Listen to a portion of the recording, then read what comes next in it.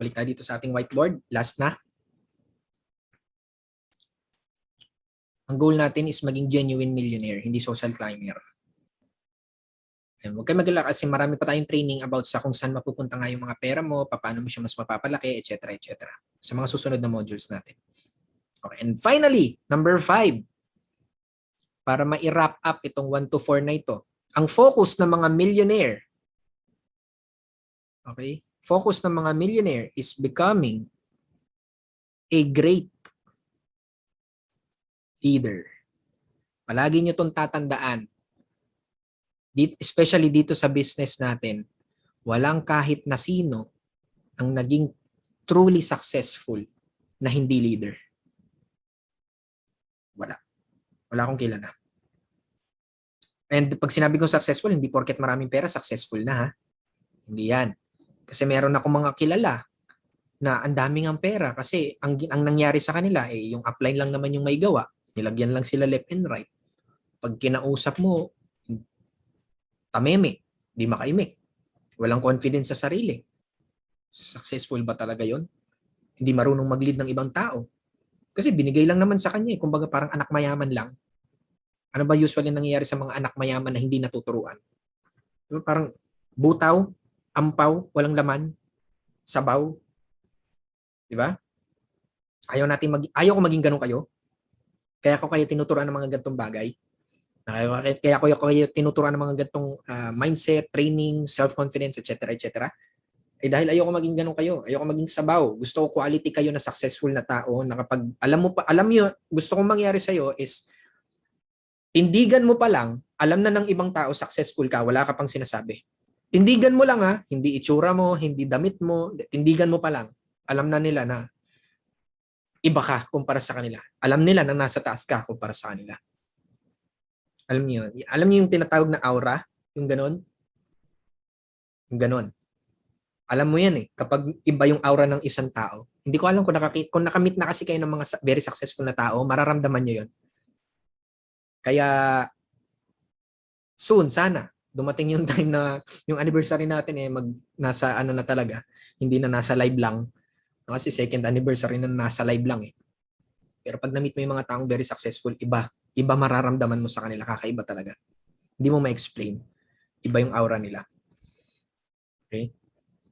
So, ang focus ng mga milyonaryo is how to become a great leader. Walang kahit na sinong successful ang hindi leader. Especially dito sa industriya natin. Yung iba, hindi sila aware na leader sila.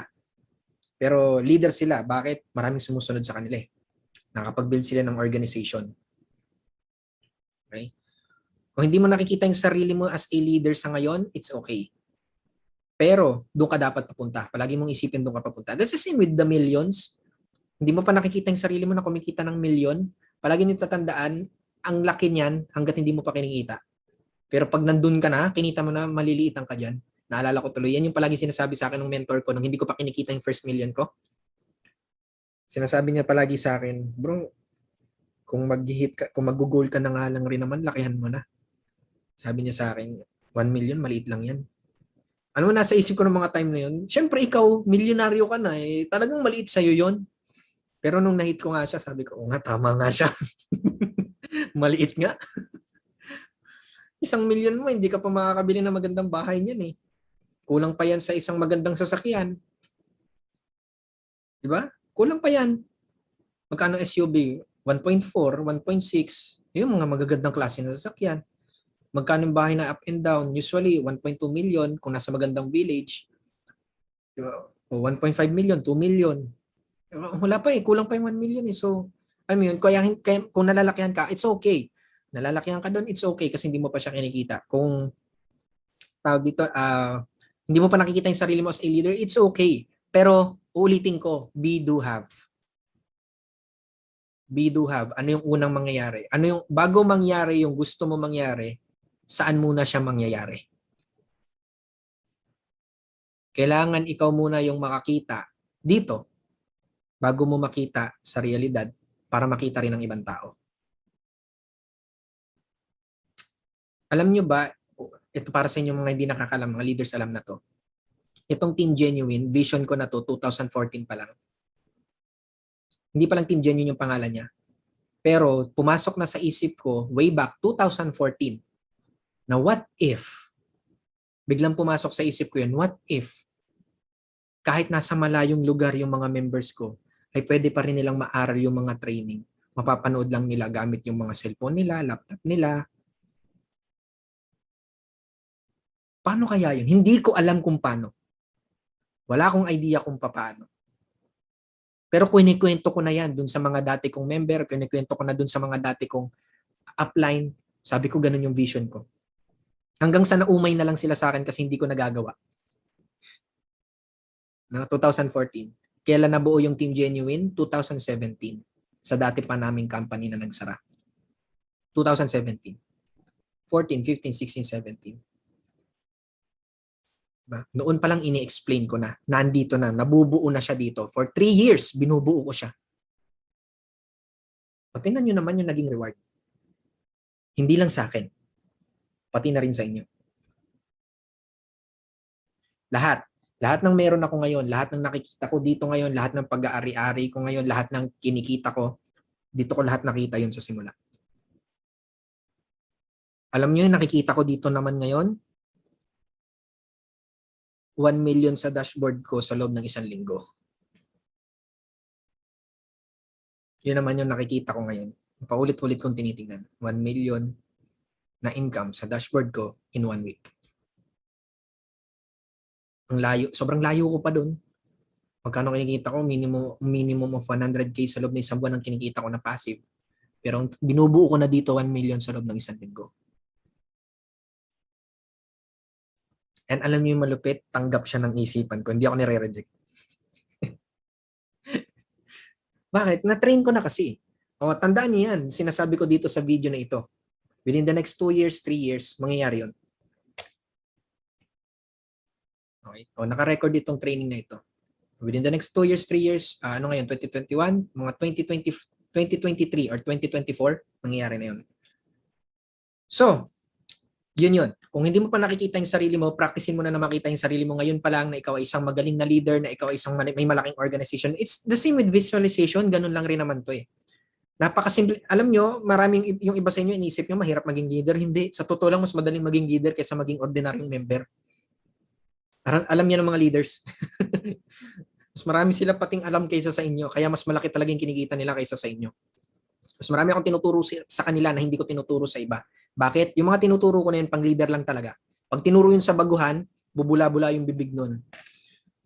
Mababaliw yung mga yon, tapos kung magkukwit na lang. Kaya hindi talaga tuturo yun sa mga baguhan. Sa mga leaders lang talaga. Napakasimple lang maging leader. Madalas mas madali pa maging leader kaysa sa maging follower.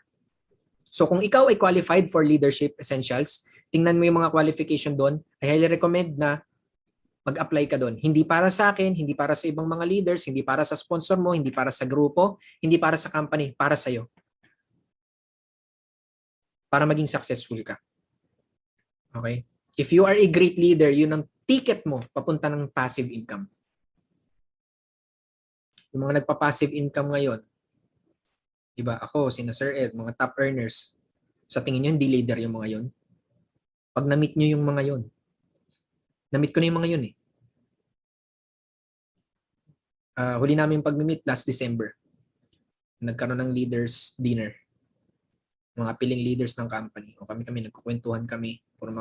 Actually, mga katarantaduhan pinag-uusapan namin ng mga time na yun. Pero, masaya silang kasama. And napakalalaki ng mga organization. Okay? So, to recap, yung mga napag-usapan natin. Ang focus ng isang milyonaryo is, number 1, be, do, have. You must first become in order for you to do, in order for you to have.